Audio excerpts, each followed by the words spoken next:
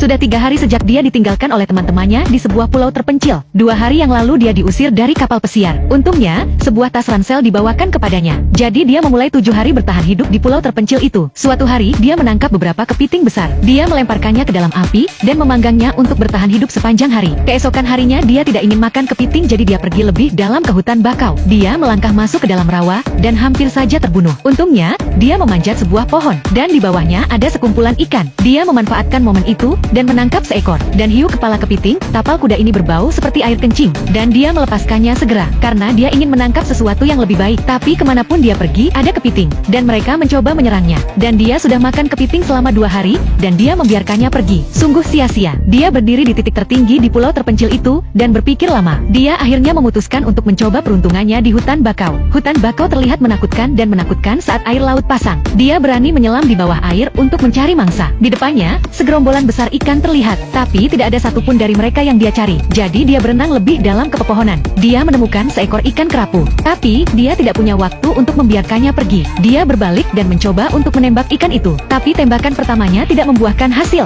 Dia mengambil tombaknya dan menombak yang lain. Dia segera menerkamnya dan menangkapnya di tangannya. Saat dia merayakannya, ikan itu meronta dan melepaskan diri dari tombak. Bagaimana mungkin dia tega melihat ikan itu lepas dari genggamannya? Jadi dia mulai mengejarnya. Namun pada saat itu, ada ikan lain yang menerobos masuk. Dia melemparkan tombaknya dan mengenai ikan itu. Ikan ini juga tidak senang. Dia mengejar ikan yang terluka itu, tapi dia terluka. Dengan adanya ikan ini, dia tidak perlu kelaparan hari ini. Dia buru-buru mendaratkan ikan itu. 1 ikan tidak cukup untuk 1 orang dan 1 anjing. Segera dia mengambil ikan yang terluka dari bebatuan. Dengan 2 ikan ini, 1 orang dan 1 anjing akan memiliki cukup makanan untuk hari ini. Dia segera pergi ke darat dan menyalakan api kayu untuk memanggang ikan-ikan itu. Setelah 20 menit, kedua ikan itu menghitam di kedua sisinya. Akhirnya, tidak ada lagi kepiting. Maka, 1 orang dan 1 anjing menghabiskan hari kedua untuk bertahan hidup di pulau terpencil itu. Di pagi hari ketiga, mereka bangun pagi-pagi sekali. Hari ini dia ingin makan sesuatu yang berbeda. Jadi dia mengambil tombak dan langsung menuju hutan bakau. Jadi apa hasil tangkapannya hari ini? Seperti keberuntungan, dia segera menemukan lubang kepiting. Dia memasukkan seluruh lengannya ke dalam lubang.